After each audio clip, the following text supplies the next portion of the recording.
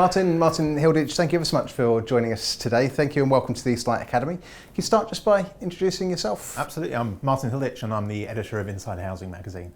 Excellent. So we were just discussing off camera how Inside Housing is, I think, a key organisation, a key institution within housing in the same way that the regulator or the ombudsman is. Tell us a bit about the organisation. How long has it been around for and what do you do? Well, it's very kind of you to say so. So Inside Housing is a publication for housing professionals, so people who work in a range of different roles in the social housing, affordable housing sector.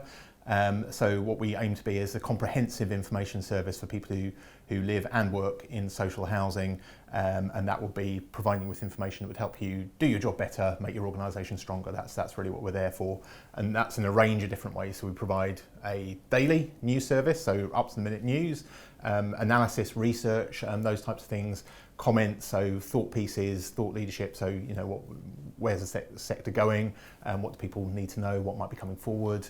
And then conferences and a range of ways to bring people together as well. When I first started in housing, it was the magazine that used to arrive, but now it's chiefly online, of course. But it's not just the journalism; it's the jobs portal, it's the conferences, it's all those other things. Yeah, absolutely. I suppose jobs is a kind of key service that we provide. Range of conferences. So we've got our tenant and resident engagement conference coming up in May. When I started as a journalist, there were weekly publications, there were daily publications, there were monthly publications. Now, if you want a monthly roundup of all the big stories, you can get the print edition monthly or online, but there's daily newsletters, there's weekly newsletters, so different ways of accessing information and newsletters targeted at specific areas, so asset management or regulation. So if you are interested in one particular bit of the housing sector, that's kind of how it works. It's targeted in different ways. So it can be really detailed. A lot of your articles do go into real detail for housing professionals. But would you say there's reason for residents to read it as well? Yeah, I think that what Inside Housing aims to do is cover the entirety of the housing sector. So it's providing an information service for not just chief execs and boards. It would be frontline housing staff, tenants and residents, people who work in asset management. It's a new service that aims to be comprehensive. And actually, if you want to understand the sector, the decisions that are being made about the homes that you live in, absolutely, that's what we're there for. And your journalism's won a lot of awards as well, but it's a campaigning publication in many ways. You're doing something I know around the cladding post-Grenfell. Perhaps you could tell us a bit about that part of your work. Yeah, I mean, I think one of the biggest campaigns we've run over the last few years, and probably the one we're best known for, is End Our Cladding Scandal, which kind of it does what it says on the tin, really. It was a campaign about the fire safety problems that I was going to say emerged after Grenfell, but actually they were well known before Grenfell. So it was a problem that was affecting thousands, tens of thousands of people, and now that campaign is resident led. So it's absolutely led and run by the people affected.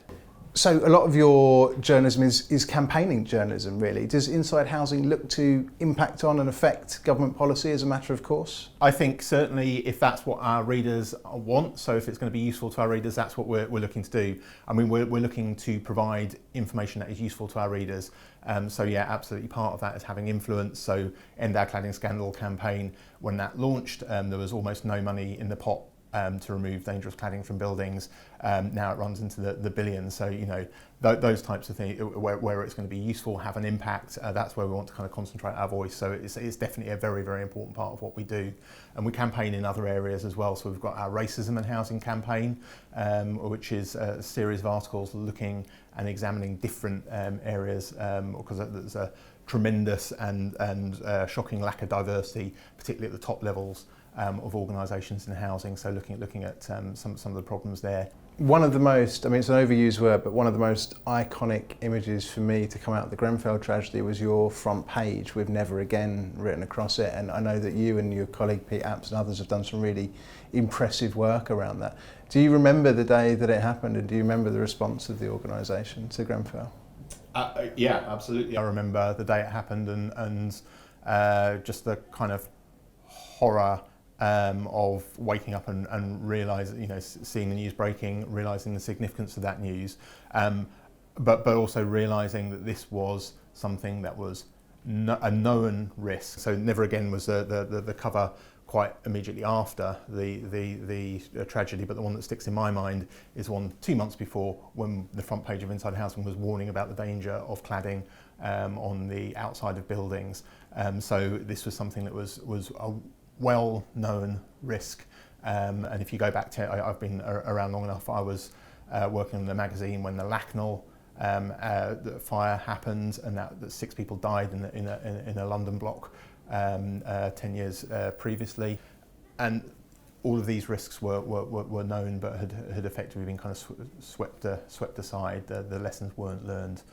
So I think that was our our main purpose on that day was to go out there and say this was something that was a known risk, to let people know about that and make sure that was part of the discussion on the day. I think a lot of people in the sector as well would want to thank you for making sure that it wasn't something that went away straight away afterwards. I know you've had a lot of impact on government policy since Grenfell. Very, very quickly after the fire, we were thinking about campaigning and again the fact that the problems were well known, so we wanted to both raise awareness of that and then push very quickly for the change that was needed, because I think after Lacknell we were aware that there were clear lessons but the urgency had faded. We were very, very determined to make sure that those lessons were learned quickly, as well as over a period of time, so change happened immediately as well as over years. What does the future look like for Inside Housing? Bright, hopefully, yes. So I mean, I think this year, big change. So up until over the last 20 years, we've been distributed by the Chartered Institute of Housing as part of their membership. So that partnership is coming to an end. So there's a kind of a lot of work to do there. But I think in terms of where we are, what we're needed for, there's an awful lot for us to do. So we're developing our kind of research. We're doing pieces on risk registers for housing associations, development programs. We'll be looking at things like resident voice. There's a whole range of different activity that we'll be doing this year, and so an exciting future, hopefully. I suppose the one criticism that could be made of the magazine, I think sometimes, is that the housing sector, even in that kind of self-referential phrase, can be a bit navel-gazing and talk amongst itself and have its own kind of minor celebrities almost. And is it arguable that sometimes comes through the pages of your magazine, and your own magazine exacerbates that, or am I being unfair?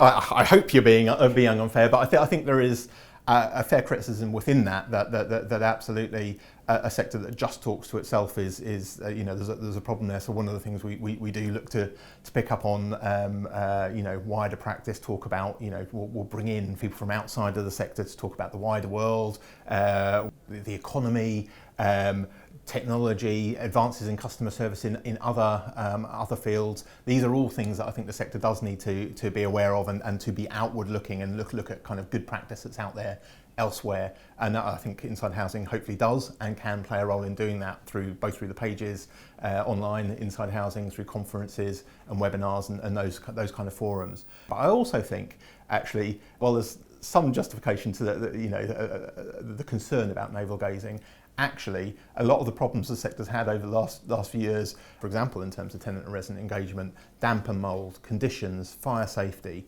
all of these things are things that were known about and known about within the sector. So I think there's a really important role for Inside Housing and others to be sharing information, to be making sure that learning is going out there and is accessible for people within the sector. So I think navel gazing is one way of looking at that, but I think it's actually important to have some of that, because there are obvious and important lessons to be learned that are within the sector as well as external.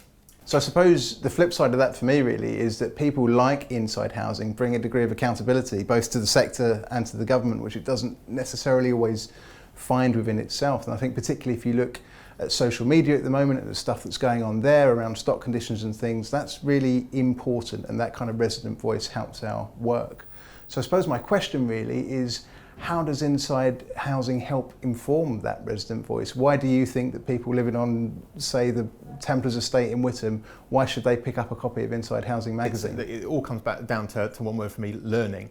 We're there to provide learning for the sector. So yes, there's challenge and there's accountability. So we'll be speaking to tenants and residents, and actually those residents you just referenced, get in touch. Let us know what you want to be reading about, what you want us to be raising in our pages. So tenant voice is something we've actually been campaigning for and pushing for a very long time. Certainly prior to Grenfell and dating back to pretty much my time on the publication. So get in touch, let us know what your priorities are and what we should be covering. And that's the one word, because we get challenged, if you're writing stories that absolutely are about accountability, why? It's about promoting learning. So if something's gone wrong, why are we writing about it? It's about looking at why it's gone wrong and what learning can be picked up and shared more widely. So that's what we're there for. Martin Hilditch, editor of Inside Housing magazine, Ocean Media, thank you very much. Thank you.